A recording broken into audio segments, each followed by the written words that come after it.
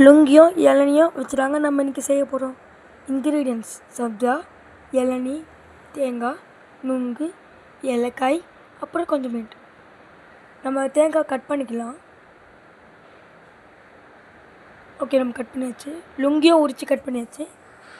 நம்ம வந்து கொஞ்சம் லுங்கு அது பாதியாக பிரிச்சுக்கலாம். கொஞ்சம் லுங்கை வந்து அதில் மேலே போட, மீதியை வந்து அரைக்க. ஓகே, நம்ம அந்த அரைக்க போகிற லுங்கை வந்து எடுத்துக்கலாம். எடுத்து இப்போ அரைக்க வந்து போட்டுக்கலாம் அந்த லுங்கை.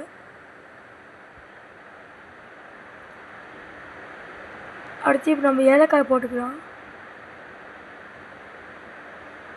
இப்போ நம்ம தேங்காய் இளநியும் அந்த தேங்காயும் போட்டுக்கலாம். ஆல்ரெடி அந்த லுங்குக்குள்ளே இருக்க தண்ணியை வந்து நான் அந்த தேங்காய் தண்ணி லுங்கு இளநியோடய சேர்த்துக்கினேன். நம்ம அரைச்சிக்கலாம். மின்ட்டும் போட்டாச்சு. நல்லா அரைச்சிக்கலாம்.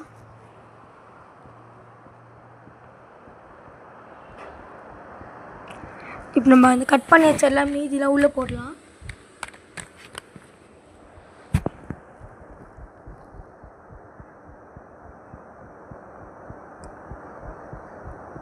லுங்கு போட்டாச்சு.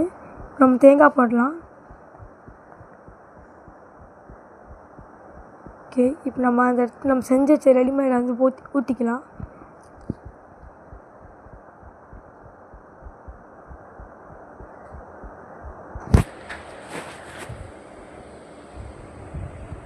ஃபுல்லாக ஊற்றிக்கலாம்.